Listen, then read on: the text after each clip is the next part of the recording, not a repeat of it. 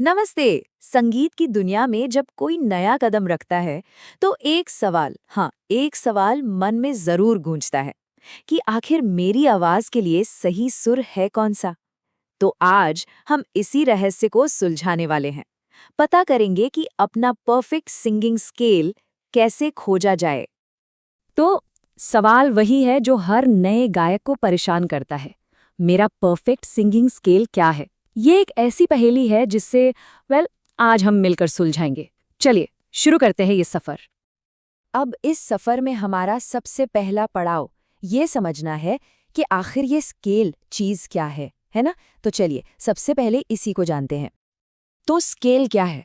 देखिए, बिल्कुल आसान शब्दों में ये वो पहला नोट या सा है जहां आवाज सबसे ज्यादा नेचुरल और आरामदायक फील करती है। मतलब बिना किसी खिंचाव के।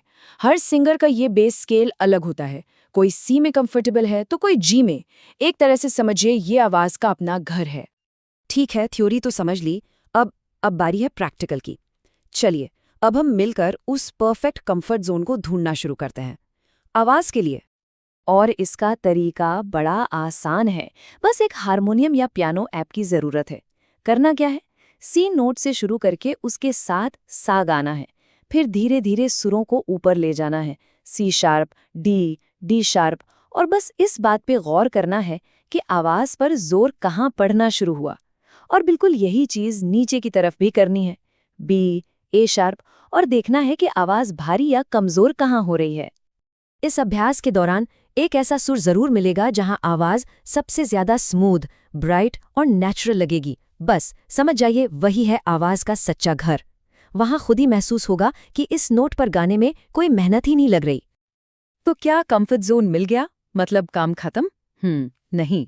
अभी एक बहुत जरूरी कदम बाकी है और वो है उसे बैलेंस करना। क्योंकि एक परफेक्ट स्केल न तो बहुत ऊंचा होना चाहिए और न ही बहुत नीचा। इसका लॉजिक बहुत सीधा सा है।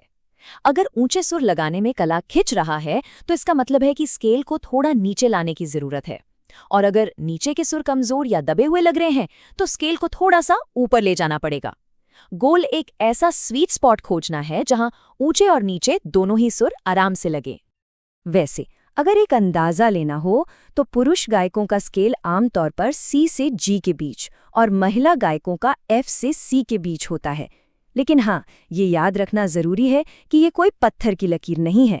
हर आवाज अपने आप में यूनिक है, इसलिए किसी का स्केल इस रेंज से बाहर भी बिल्कुल हो सकता है। चलिए मान लेते हैं कि एक पोटेंशियल स्केल मिल गया है, लेकिन उसे अपना बनाने का, उसे पक्का करने का एक ही रास्ता है और वो है रेगुलर रियाज। हर दिन बस 15 मिनट निकालकर उन कुछ स्केल्स पर सारे गामा का अभ्यास करना है जो आसपास के थे, जो सही लग रहे थे। यकीन मानिए ये छोटा सा अभ्यास आवाज को उस सुर में ढालने और स्टेबल करने में जादू की तरह काम करता है। बस 5 से 7 दिन तक ये करके देखने से जवाब अपने आप मिल जाता है। जिस एक स्केल में आवाज सबसे ज्यादा स्टेबल, दमदार और एफर्टलेस महसूस होगी, बस वही है परफेक्ट स्केल। फिर खुद ही यकीन हो जाता है।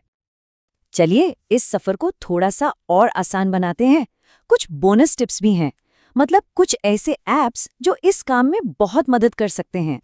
ऐप्स जैसे vocal range, vocabulary, sync sharp या टोनल एनर्जी ट्यूनर ट्राई किए जा सकते हैं।